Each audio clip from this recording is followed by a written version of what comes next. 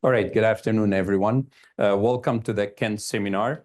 We're very pleased to have Laura and Johan who are going to be coordinating the seminar for this semester. Of course, you can register for this course for the first time as 1 credit. And if you are taking it again, you can have it as a 0 credit. First, I would like to talk about this Kent seminar. I started the idea almost 20 years ago. There is a person by the name of Paul F. Kent who has an endowment for our program in transportation. And his endowment has been used for supporting the students in many different ways, including the Kent Lecture and the Distinguished Kent Lecture. And we have been using these funds for other things too, and I will come to one of them later. So he's one of our civil engineering graduate, and he did receive a Distinguished Alumni Award. He was also, I guess, the person who established the Civil Engineering Alumni Organization, which is the largest civil engineering alumni in the country. So we give him a lot of credit, and the most important thing is that he put this endowment to help the transportation students learning.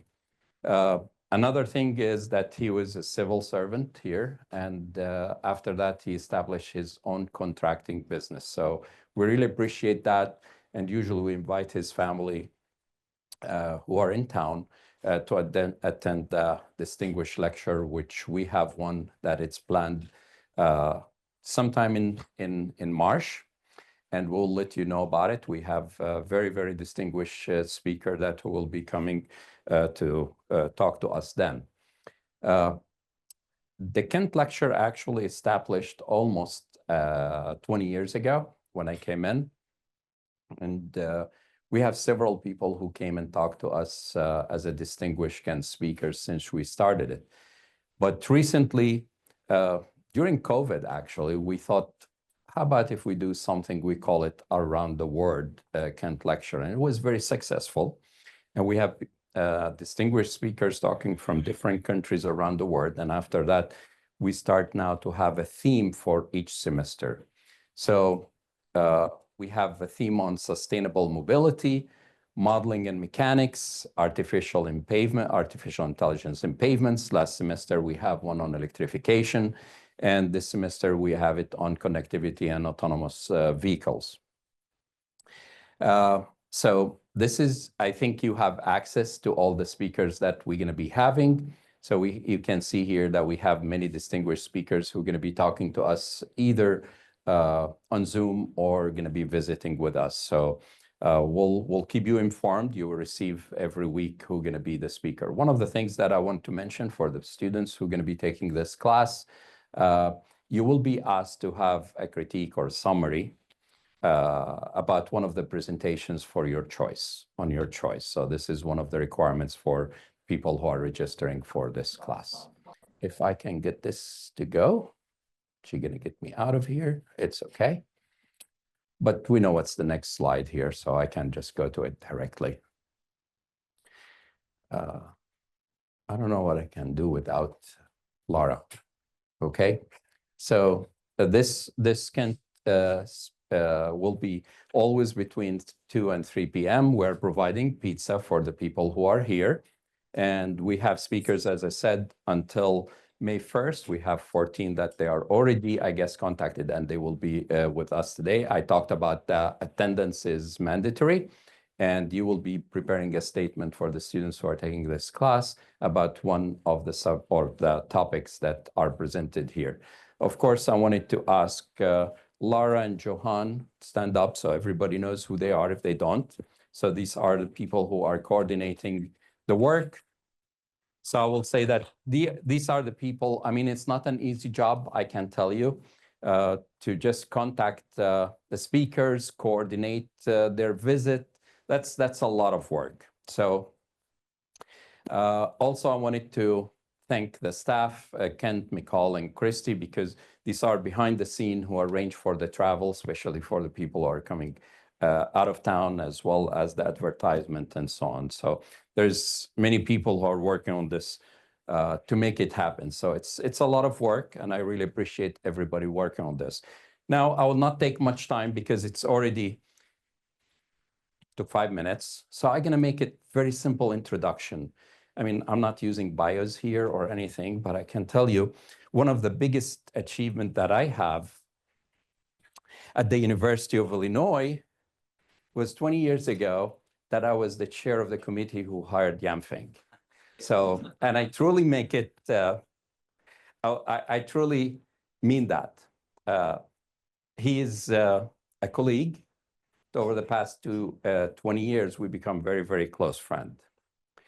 I can describe him in many, many different ways, but I can just use a few things. I think, in my opinion, he is pioneering trailblazer optimization in transportation. I think, according my opinion, and I know some of you trust my opinion, I think he's the best in the country. And I can go and go and go in introducing him. But one of the things, if I may, without you telling me any more or give more details, one of the things that impressed me, because many of you are PhD students, when he came and visited with us 20 years, that he knew everything about the university. So he started laughing because he thought I'm going to say something I will not. But he knew everything about the system, classes, the professors, all the details. And this is something for our PhD students who are going to be interviewing somewhere, that they need to know where they are going and know everything about where they're going to be visiting. So there is so many stories that I can talk, me and Yanfeng, but I can tell you there is, I talked about his scholar work, that he is the top person, in my opinion, and the opinion of many, many of his colleagues. That's one. But also the other part is that he's an amazing human being. Like, if I'm sick, I'll find food at my home. So that's makes it completely different. So it's not just being a scholar, it's being a human being. He was the first to receive the Kent also scholar. So we were very glad that he did. But of course, in addition to that, he got the Donald Walt faculty, and he's also a chair professor here, holding the George Krampus professor. He went to Berkeley. And with that, I don't want to talk too much. I think I said 2 words. He's a pioneer, human being, and a friend.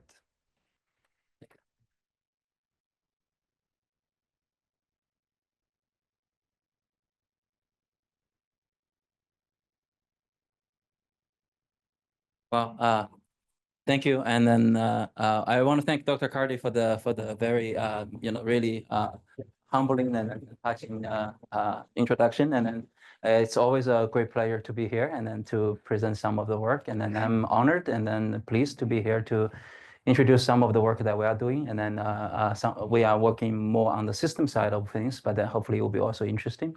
I would like to mention that my work is a little bit toward the system operations and the planning side. So hopefully you will see how we are trying to plan for the next era of our services in the industry.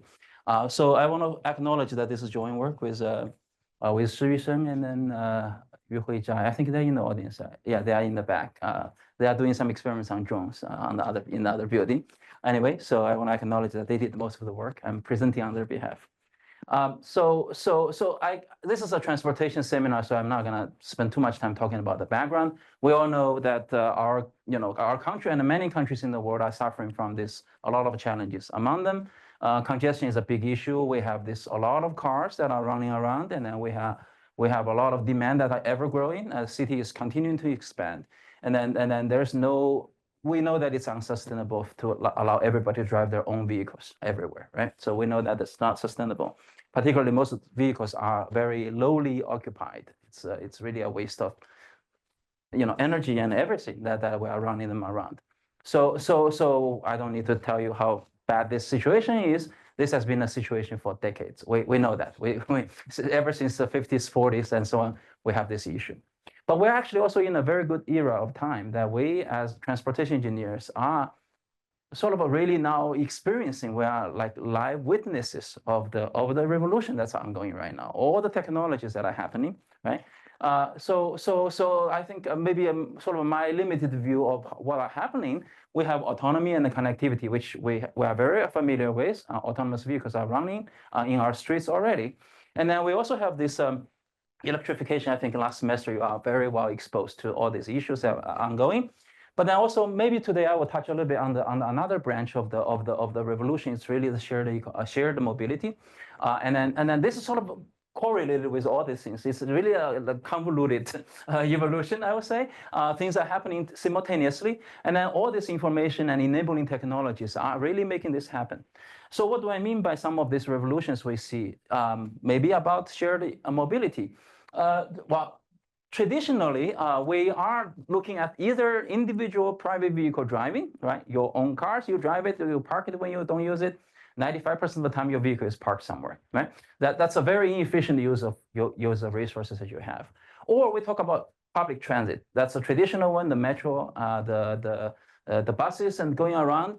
But then they sort of stand as, nowadays, with all the information technologies, these two stand as the two extremes of the spectrum of services we can have. So essentially, one of them is very rigid, very rigid. You have to walk to the station, wait for the bus to come, or train for that matter. And then so it's very inflexible, but then you benefit from economies of scale. You have a lot of people sharing the same vehicle. All the performance metrics gets better because you share, right? But then automobile driving is exactly the opposite extreme. You can drive whenever you want. Well, you suffer from congestion, right? But then you can drive whenever you want. You can park wherever you want, in a sense. But then you have all this flexibility, but you are really not using that resources in a very efficient way. You are wasting a lot of the energy. You know, the vehicle is much heavier than you are. You are driving it around, okay? So sort of that idea. So recently, in the past maybe 15 years, up to 10, 15 years, there's really this prospect of actually making the transit a little bit more flexible by making the schedule and route more flexible, or making the individual cars more shared. So sort of really try to meet in the middle ground. This whole thing is sort of what we call the demand responsive services, really meet in the middle ground sweet spot. We have some flexibility, better serve the customer needs, but we have a little bit better economies of scale, a better performance, right, overall. So just to really quickly illustrate to you, this illustrates a little bit different systems serving the same customers. OD, I hope you can understand, right? You drive and you park, and then near where you start and where you go. But then really taxi, a shared taxi, and dial ride, customized buses, and also some sort of a combination of them really forms an entire spectrum of services that you could have. So now, all of a sudden, between automobile driving, like private vehicle, versus traditional transit, all of a sudden we have this entire spectrum. I'm only listing a few, but you can see there's a whole, almost like a similar spectrum of opportunities we can explore for our future services. This is where I think shared mobility is moving toward. We're looking for this middle ground. And also, at the same time, we have this autonomy and the connectivity. Then we know enough about it already. You're going to hear more in the semester. We have already seen, those of you who have been to San Francisco or Phoenix, in recent years, you probably have already experienced autonomous taxi that are running around. It's another dimension of technology, but it's happening at the same time. They actually work together now, you see? Some sort of a sharing, some sort of a autonomy going together. And then even in the freight industry, I think I probably showed this slide for another purpose, but then, you know, essentially that we are using drones to do deliveries, and then we are building infrastructure. So sort of different types of vehicles in our system's point of view, they're just different vehicles, carry things around, right? We are trying to figure out our best way to run them around and then do the work in the most efficient way. And then I want to mention a little bit the autonomy and the shared mobility really start to intertwine as well. This is an example in very recent years, in the past maybe 3, 4 years. Oh, I saw more of my students there in the back. I just saw it. Okay, very good. So essentially that these two are really getting together. This is another trend regarding modular chassis. I don't know if you have seen it, maybe you have seen it in a sense that actually we now can start to move the autonomy from the vehicle and rather put them into the chassis. The chassis becomes really the new vehicle. And then the wagon that are carrying the customer becomes detached to the autonomy. Then in that regard, the same chassis can serve different purposes for freight, for passenger, for sort of a stationary service facility. You know, you can put there as a retailer store for some time and then drive around for some other things. You know, I hope that makes sense, right? The chassis becomes the shared resources. So this provides an opportunity for us to allow the sharing not only happen between people or between freight, but rather between people and the freight to be shared together. I hope that makes sense. We are going across the traditional boundaries of the modes that we're talking about. So anyways, I have a little bit of an animation. I'll click through it. This is the sort of the German version of the again, I jumped here. This is the chassis with all the autonomy in it. This is like the new vehicle, really. Not a vehicle, but vehicle. It can move around. Almost like locomotive engines, okay? Then they have the wagons, could be for freight or could be for people. They just go, quickly click, and then just drag along. You can see here, then start to drag it away. Now you can imagine in the future, we can form containers of people, containers of freight, and then let this chassis go move around to do the sharing. And then people don't really care, right? This chassis has just recently shipped some freight. This is a Switzerland prototype of it. So, oh, there's music. I'll skip it, but a little too loud. I'd rather be quiet. So essentially, another design, essentially the wagon for human, and also could be for freight, then just different design, the same idea. We have chassis autonomous, controlled by the app, move around, I guess, right? So this is now for the freight. You see, this is a passenger, this is a freight. Anyway, so I'll stop here. I don't want to spend all the time on the animation here. But then I was just trying to say that with all these different technology innovations happening together, we used to be planning freight and passenger separately, which is another missed opportunity, because you can imagine maybe we have to have because of demand is fluctuating over the duration of the time, then we are actually going to have a different fleets and then wasted resources. What we could have done in the future is that we recognize actually the rush hours happening in certain time of the day. We can actually schedule freight demand during off rush hours. Then we can actually share the chassis and then save some of the investments of fleet. I hope that makes sense. So this is just some opportunities that are happening as we speak, I hope, right? So with all these exciting things happening, then we still have some fundamental problems that we need to face. So for example, now when we are serving as a planners or operators or maybe the government, regardless which party you represent, the question you have, for example, is that you give me a city, you give me an area of a city, then what type of service might be the best? Again, remember all the spectrum of services, different levels of sharing, different levels of autonomy. Then how do you really plan the service, given the demand, given the vehicle options you have, and then so on. So these are the questions, at least it's a little bit wordy here, but I hope you understand. That way, for the government, for the service providers, what do we really provide? How large the fleet should be, right? And then what performance metric we're going to be able to achieve. For government, we have another sort of a parallel set of questions, how do we set really the city's service levels and so on. So normally when we are addressing this type of planning questions, again, I'm highlighting here that we're talking about planning. So essentially we face a city, we decide what to do with it. The planning questions, normally what we do is that we set up a certain optimization problem, right? You give me the demand that we need to serve, what the level of service this is, essentially what they expect as service, are they going to complain? So what will make them happy? How fast? How much time they have to spend traveling, and so on and so forth. Then we, as decision makers, whoever we are, we have to deal with the resources we have, the budget we have, and then what type of vehicles we can buy, and how we're going to be running the service. This is our decision sort of choices. All these are going to be constraints. Then we define whatever objective we care about. Then we try to put them together and optimize. That's normally what we do to answer any of these questions. But something is still missing here. I hope you recognize what's missing. The demand, the supply. We need a connection between the two. So a lot of the work we have been recently doing in the past several years, or maybe almost 7, 8 years, has been to try to really build models to understand You give me a certain supply, you give me a certain demand. And under whatever ways of running the service, all these choices, what is going to be the connection between the service we can provide as a function of the resources we are providing? Does that make sense to you? The supply to the performance. Supply, demand, performance metric relationship. We need to have that. In economics, we have supply, demand, and price relationship. Makes sense, right? So we're trying to address this relationship. So we have been working on this for a number of years, different aspects of problems, different variations of the problem. But then today, I only want to talk about one of the problems, essentially the so-called supply-demand matching problem. One of the fundamental problems having to do with demand responsive service.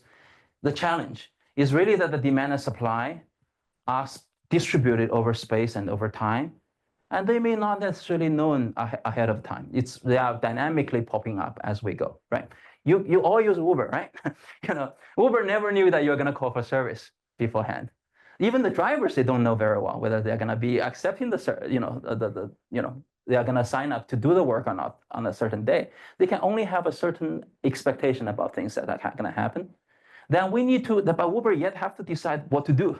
How many drivers they're going to recruit for a certain period of the time during the day. And then they are trying to estimate how much they're going to be providing, how good the service they're going to be able to provide.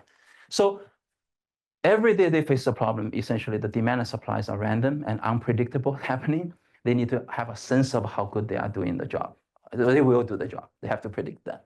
And then, so this fundamental problem is called the supply and demand matching problem is essential. Let me give you a little bit example. First of all, I want to say that this problem applies to almost all mobility problems. Essentially, you can imagine even for elevators in the building, you press a button, you are one of the demand points on a certain floor. Then the elevator move up and down. That's a supply, right? And then we arrive at the elevator randomly. Somehow there's a strategy for the elevator to move around to pick up and drop off on a one-dimensional space, right? Make sense? Then we all know about what Uber does in two-dimensional space. In the future, we believe with UAV, drone deliveries, we have 3D ODs, three-dimensional origin destinations, random demand popping up, random vehicles moving around. Drones are the vehicles, okay? So in all these different dimensions, the supply-demand matching problem is a key issue where they just don't match, really, unfortunately, right? So just use this Uber as an example. At any moment in time, what Uber does, think about last time you used Uber. My last time was in DC at TRB, right? So I was at the airport. I start to call for service, right? I send a request. Then the Uber start to show this circle to me. We are looking for a driver for you, right? You guys experience that? So Uber normally, for those TNC companies, they spend a little bit of time they pull the demand together. They spend a second, half a second, maybe 2 seconds to try to group the demand together, such that whenever there's a point that they start to try to make a decision, they have a group of vehicles that are available. There's a group of customers that are waiting. You see the circle. You are one of them, okay? Then this time could be, as I said, half a second is a decision that they want to make. Half a second, 1 second, 2 seconds. The longer the pooling of the demand, the more choices you have, the more dots you have in the space. Then you're going to probably have a better matching among them, right? Roughly, you have more options to match. The other extreme will be that if I don't do that pooling, whenever a customer calls for service, I immediately try to find a vehicle. In that regard, people complain that sometimes they get a vehicle very far away because that's the best you can have at that instant in time. You wait a little bit, maybe a few seconds later, a new vehicle shows up nearby, right? I hope that makes sense. I'm trying to say this because this is one of the problems that the industry tries to solve, is to decide how long that pooling should be. But you see, no matter what choice the industry does, there's a fundamental matching problem. And actually, it's just not just like this two, we call this bipartite matching. We have two sets of nodes. We have sort of matching, could be the distance between them. We try to find a way to match them up such that the distance is small. And this distance is important. I hope you understand. After you call for service, maybe a few seconds later, it says, oh, a driver has been assigned to you, right? You still have to wait. The driver is a few minutes away. Last time I was in Michigan, it was half an hour away. Okay, I was in Ann Arbor last time. It was not very good. I waited a long time. Anyway, then you wait until the vehicle can overcome the distance between you and that vehicle. Make sense to you? The vehicle start to drive toward you because that vehicle is somewhere else. So this matching distance exactly is that dictates that time you have to wait further once that driver has been identified. That is, really think about it, that time is a net waste of the entire system. The driver is driving toward you, but not really doing any service to you. You are waiting, not getting served. It's a pure waste of everybody's resource. Okay, so I'm trying to make a point here is that this matching distance, the match, why people care about it, this matching distance is a direct dictator of the system waste. Once you are in the vehicle, let's not worry about congestion. The driver is driving you to your destination. That part of the service is necessary. There's no way we can do anything about it. You are being carried to your destination. Don't blame the driver. You decide to go that far. You spend the time in the vehicle. Does that make sense? It's a time that the vehicle is trying deadheading towards you is a waste for the whole system, for the driver and for you. So there's a strong incentive for the system to reduce this matching distance because that's waste for everybody. Okay. I hope that makes sense to you, everybody, why it's a fundamental problem. Everything else is, it's okay. This is a pure waste. So people have been studying this problem, obviously, even in the transportation context for decades. It's not a new problem. This problem appears everywhere. So just a little bit, to solve this problem, we have two versions of it. One version of it that after this, we are already at this point in time. The platform, Uber, sees this many vehicles scattered in the city, sees this many passengers waiting. They know their locations, just find a way to match them. This problem is very easy to solve.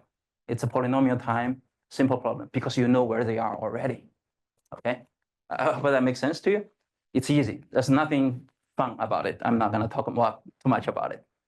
What is actually the challenging one that we're gonna be talking about is this problem version of the problem before you even know where the customers are, before you even know where the vehicle is gonna be are. Am I making sense?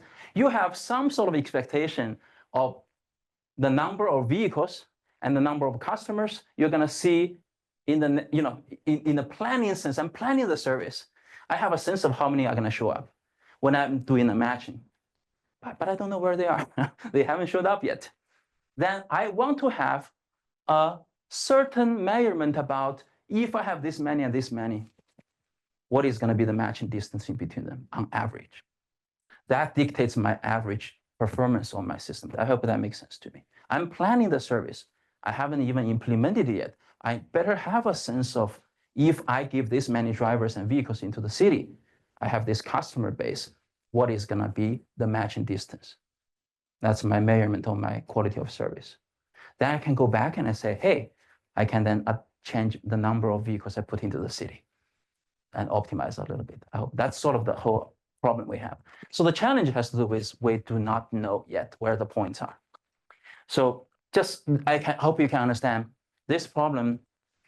In the past, what people do, they either guess it, in a smart way, of course, or they actually do large-scale simulations. They didn't know where the customer is going to be, but then they make a certain decision about how many vehicles you put into the city, then they simulate customers. Every simulation solve this problem once, get a performance measure, do Monte Carlo many times, get an average, and then use that information to try to do better decision making. I hope that makes sense to you. Okay, so you can see in real time we have cities where different zones of the city have these numbers. Actually, this is part of animation, I cut it, but essentially that shows we have more vehicles than customers or more customers than vehicles. We try to solve matching problems every few seconds, or just keep keep simulating it, and we try to get some sort of average. But as you can see, this will be time consuming and purely data driven, and it's hard to find any insights. You do one simulation for Champaign. Does that apply to Rennes 2? I don't know. We have to do another simulation for Rennes 2. So it's hard to generalize the results. I'm criticizing a little bit, but that's how they are doing it, right? So what we are trying to do is that we are trying to see if we can tackle this problem, which is to say, you give me a service region. Well, for now, we do a little bit theoretical. We say we have a certain d-dimensional. It could be 1 dimension, 2 dimension, 3 dimension, 4 dimension, whatever dimension, I don't care.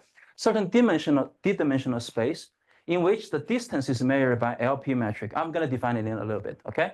In this spatial region, I'm going to have random realizations of points, okay? That we have expectation of the numbers, a certain number of them, vehicles and customers, okay? I know the number. I don't know where they are. They are randomly distributed, uniformly distributed, like random realizations.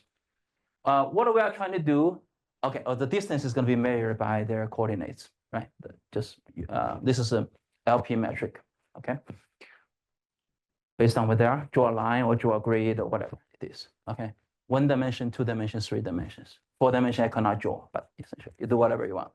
So our goal is to find that expected optimum distance.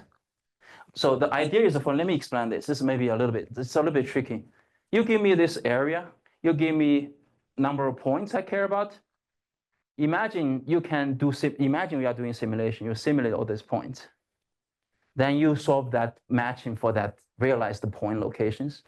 You record the minimum, you record that matching distance. You simulate another one, you get another matching distance on average. Then you simulate many, many times, you take an average of that. So it's the average minimum matching distance. I hope that makes sense to you. Every realization, you imagine you minimize. Then you take average across those realizations. That's what we're looking for. We are trying to find an expected distance formula. So we are a little bit ambitious. We don't want to do simulations. We are lazy. We want to derive a formula that will give us the distance that we expect to have for any number of points in a space. I hope that makes sense, everybody. That's what we're trying to do. So we have been, before I go to the math, a little bit math, but just to prove to you that we actually did it. We're not just making up, right? But I want to mention that the similar problem, when we were studying it, we realized this problem has been studied by physicists and also by the biologists in similar problems in an atom, in a certain crystal, how the atoms bound up together. There's a similar matching problem happening. Actually, physicists is another group of people who worked on similar problems as we did. We realized during the literature review, which is anyway. I'm just trying to tell you this problem has a strong application in transportation and mobility, but also has application in other areas as well. It's the same problem. People have been studying it. So I'll go a little bit fast now, but then the problem here is that I hope I'm clear on the problem now. This is what we're trying to do, area, certain space, random points. We're trying to estimate the distance between them for any arbitrary, for arbitrary numbers and then arbitrary distance measures, okay?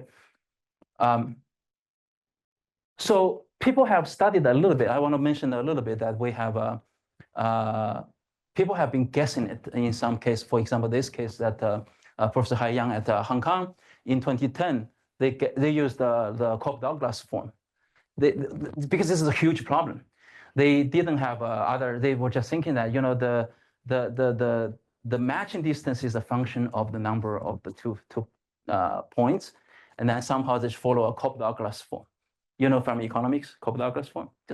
And I did ask him personally. He said, he believed, at that time, he believed this is probably the appropriate one. There's no, well, he guessed it, let's say. How about that? Let's just say that. There are also some other studies, like people were trying to do something similar, but then they were mostly doing simulation-based derivations and so on. And then I mentioned about physicists. This is actually something we learned later. The physicists actually also developed, there's a school of literature, and actually this person turned out to be a Nobel laureate, right? Shui, yeah, we learned later. So this person did quite a little bit of work on this. So in physics, this is also a similar matching problem they were trying to estimate. They developed some formulas. But then what I'm trying to say, one thing is that all these formulas are either guessed, if I may use that word, or they apply to certain conditions. And also they have certain parameters that have to be obtained by curve fitting. They still have to do data simulation, and then they know that they follow a certain functional form, but then they feed the data to get some parameter in it. So, which gives us opportunities to do better. Well, at least alternatively. So we came up with a way of doing deriving this distance that are closed form. It's going to be, I'm going to show you in a moment. Then without curve fitting, then for any dimensions, any distance metric, however you want to measure distance, and then for any numbers of vertices you have in it, we give you a formula for it. So I'll be a little bit quick. Again, I promise, is that essentially the basic idea, I'm going to only talk about the basic. This is a work we did probably 2 years, maybe, to do this. But then the basic idea is actually we look at a random, remember random realization of those points. We take a randomly picked point from it. We look at this one point. This point is supposed to be matched with some others. We just take this one point from a random realization at the random point in it. We take the matched distance in the optimal matching as this variable x, which is a random variable, random, okay? Then we try to figure out what is going to be the probability distribution of this random variable, and then we can get the expectation out of it. That's sort of the idea. Well, it's almost like I didn't say anything, but that's the idea. I try to derive this probability distribution, and then this is the result that we are going to show you. It's a mess. Please don't look into the mess. But then basically the basic idea I want to show you that what we do is that we think about this arbitrary point generated in a realization and arbitrary selection. It's going to be matched with a neighbor. We are interested in knowing from this point's point of view, what is the probability for this point to be matched to the nearest neighbor, second nearest neighbor, and third nearest neighbor in the optimal solution? And if this point is not matched to the nearest neighbor, why is that the case? It's because your nearest neighbor has been taken by some other points, your competitors. Does that make sense to you? So we try to use that logic to understand what is the probability I can match with my nearest neighbor versus the second nearest neighbor, and so on. Then we also find out that the distance, conditional distance, if I'm matched with my nearest neighbor, what's the distance I'm going to expect to have? So that's sort of the idea. I'll skip this little mask here, but I grade all the formula. Please don't worry about it. But essentially, really the three key steps. Understand that in the optimal matching, a point may or may not be matched to the nearest neighbor, and it can be any of the nearest neighbors. We figure out the probability. Think about, we have some professors here, we have some students here, I'm thinking, right, bipartite. We want to match professors with students. Some students wouldn't be able to match because we have fewer professors. But then I look at an arbitrary professor sitting in the middle of the room. I say, who did you match with? Could be the nearest, could be the second nearest, could be the third nearest. Do you see? Every professor sees students surrounding them, and then nearest neighbor, second nearest neighbor, third nearest neighbor. We figure out the probability for you to be matched with any of those neighbors you have. Each happens with a probability. Again, you will not match to the nearest if you have a competitor.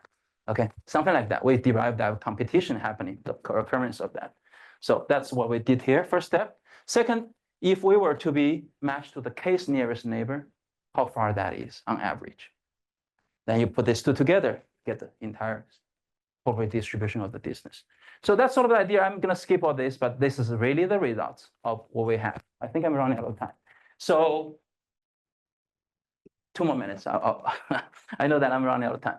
But I just want to say that we have this ugly formula. It's a little ugly, sorry. No, it's a but the beauty is that it's a closed form formula. No simulation, no nothing. Plug it into your program, plug it into your optimization problem. It's a formula. You directly do nonlinear optimization if you wanted to. Okay, that's one thing. But then we also have a lot of insights, not just to show you the math. It's that actually certain parameters, how they impact this distance, we now know, at least approximately, right? For example, P is how you measure distance. It could be straight line, Euclidean distance, or it could be a grid distance, Manhattan metric, right? You have to follow according to a grid. They just change the P, right? But then the P only shows up here in the entire formula. What that tell you? That tells you that whether you are measuring distance by straight line or a grid or whatever you care, doesn't matter. It only affects a certain constant. Do you see how transferable the result can be? You measure whatever you have, you just have to do a constant factor conversion. You get the new formula for other metrics, right? That's one thing we thought we were happy to find out. Then also the D, the dimension. One-dimensional space, two-dimensional space, three-dimensional space. We never had four-dimension, but we could do it. 4, 5, 6, 10 dimensions, right? In physics, people struggle with those. Well, then we will be able to figure out how the dimension of the space have an impact on this. And then we also figure out how this number of points essentially really influence each other. Actually, it turned out we found that actually, if we have fewer professors and students in this room, the professors are competitors. They're fighting each other. So in that, actually having more professors in the room is actually bad for the professor. Sorry, but you know what I'm trying to say? But this is not just a joke. Think about what I'm trying to tell you earlier. We are trying to, the Uber companies are trying to determine, shall we pull more demand together before they do the matching? Remember? Half a second versus 2 seconds. They were thinking actually doing more pooling would be better. Our finding tells them, don't do that. Unless, you know, you are just increasing competition among the customers. Okay, we're a little bit, abrupt here, but then that's sort of the insights we will show you in a little bit. That's something that the industry has been trying to do for a number of years. We found maybe they shouldn't. They should save the money that they are trying to do and maybe pay us. We can help them. So they were really investing on research. I know that I'm going to try to figure this out. I said, maybe don't do it, okay? And then anyway, we have also simplification of the formula and so on. I just want to say that it turned out to be very accurate, our formulas. This is the red color.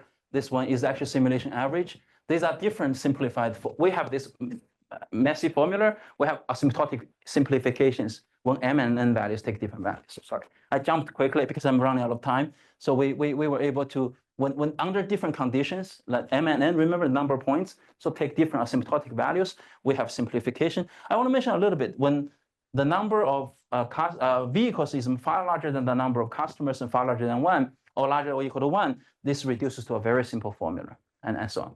So anyway, so we were able to provide these insights about entirely this matching problem. Hopefully, now we understand much better how this should be. Maybe just brag a little bit. This is maybe my last slide, I would say, or maybe 2 more slides, is that essentially we were able to, after, you remember I mentioned this, this matching function based on Cope-Douglas form. After 2010, this was proposed. There has been, these are the papers we found in the past 10, 15 years. People are trying to estimate these parameters in the Cope-Douglas form. They don't know what the value should be. They assume it should be Cope-Douglas, that we know this is form. They don't know alpha should take value. We showed with this formula, under this very special case, well, under this asymptotic condition, this formula exactly matches with this. So basically tells you this condition, this formula is a very, very special case of what we found. Very special case. And then also tells you if that special case doesn't hold, this is not very good. Actually, I checked with them. They said, indeed, they agree with me. So basically, maybe that's nice, but they agree. So only under certain conditions, this formula works very well. I'm recorded, right? I should be careful, but that's true. I did ask him. So anyway, so we are very excited about that. But also more importantly, we were able to tell all these researchers, maybe you didn't have to do this, because our formula, remember, tells you what alpha value should be. We derived it. So basically, this should be alpha 1 should always be 1, alpha 2 should always be half. These people are trying to fit simulated data, try to do real world data collection, and try to do curve fitting. They were in the wrong direction, at least some of this, maybe I think, right? We were hoping this is theoretically proven to be, they should take these values. So anyway, maybe I'll stop here and just to say that we were happy that we were able to show, sort of really resolve an open question in the literature about this. And then we were able to find some results that are generalizing what has been known, filling some gaps that we didn't know. And then we were able to use this. And then just really this slide, I finished with this, that we were able to apply this formula, again, closed form formula, directly into optimization like that, and then try to help make decisions. So we basically tell the Uber or other companies, don't pull demand in general. It's not necessary. Okay, so maybe I stop here, and then thank you very much.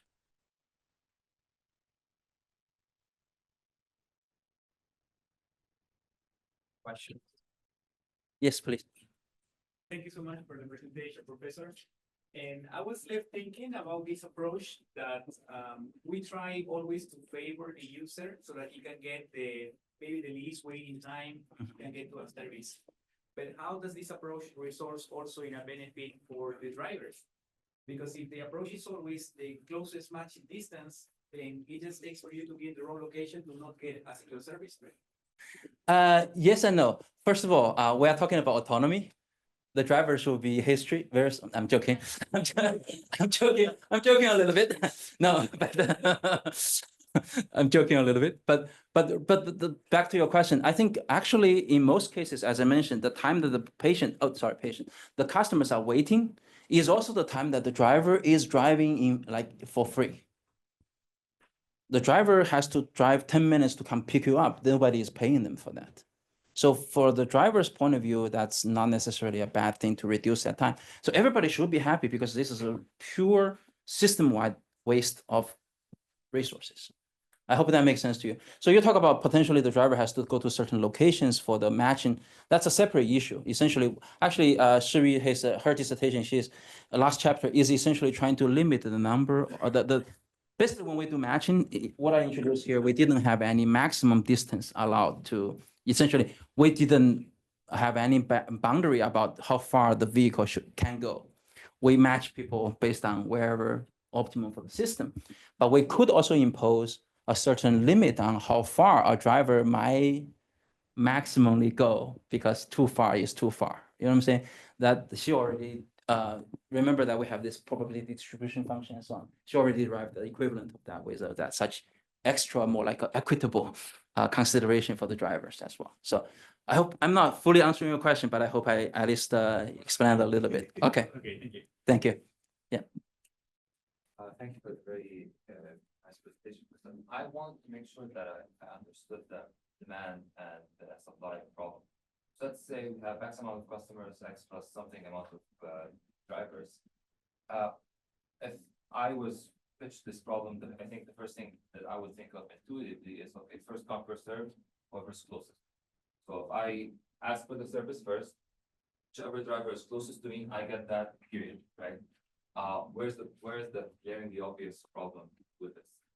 There is a problem because you may have missed an opportunity. But that's actually the argument that the companies wants to do the pooling.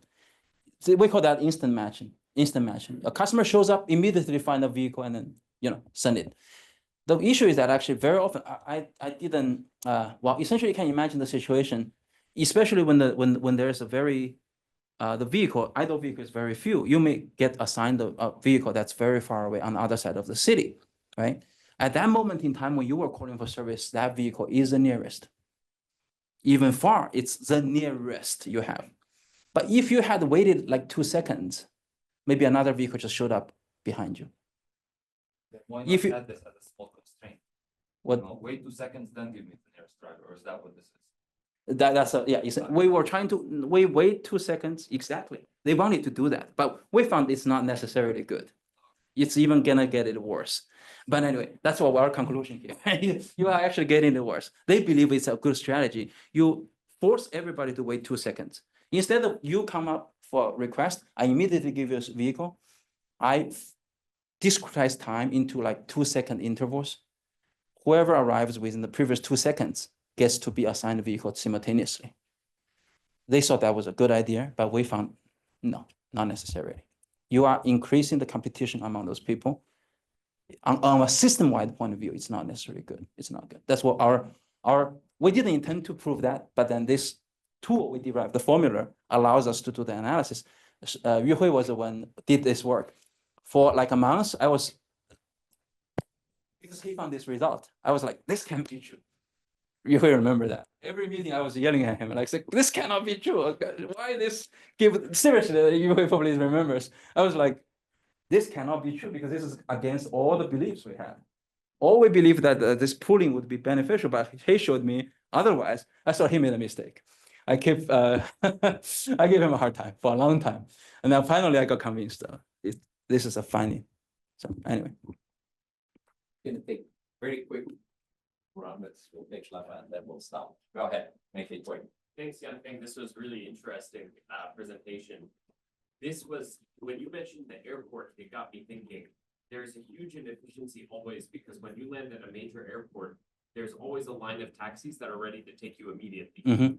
But their price is typically much higher than Mhm. the price of Uber, right? That's why we typically take taxi, although Professor Arcadi will tell you that's not true for.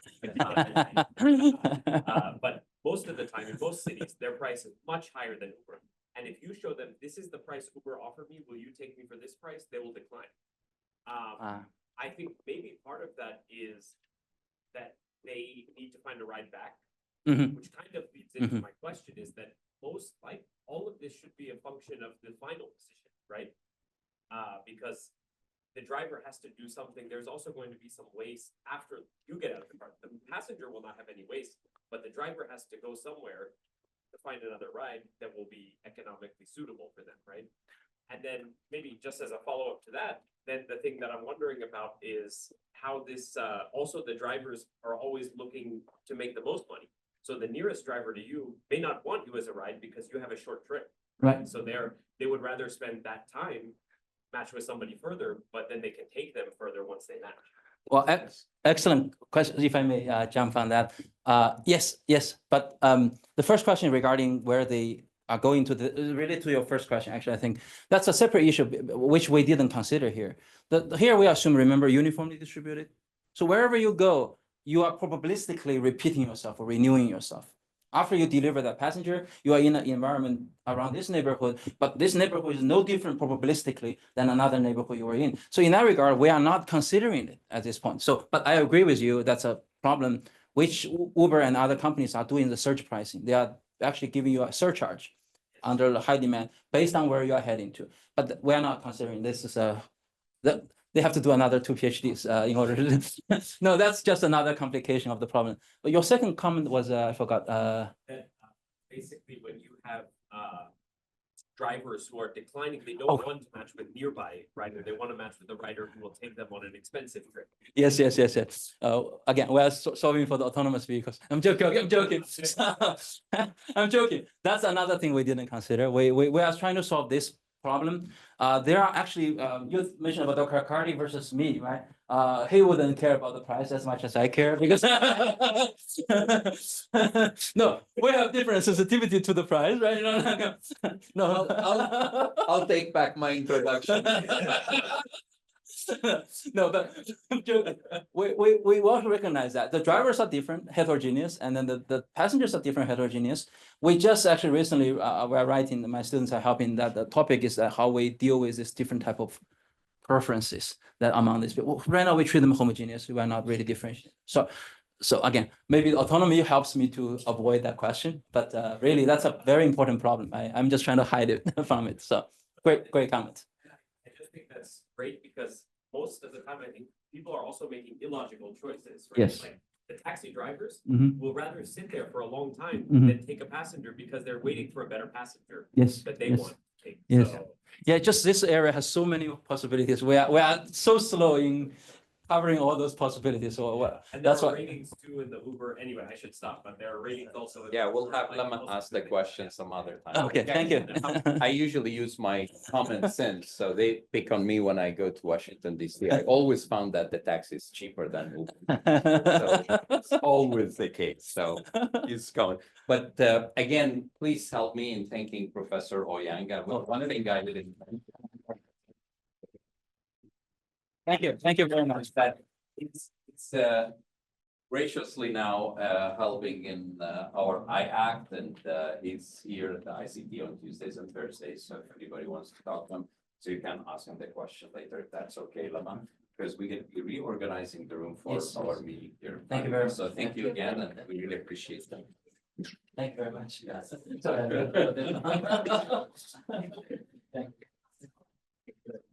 Sorry. I'm just here.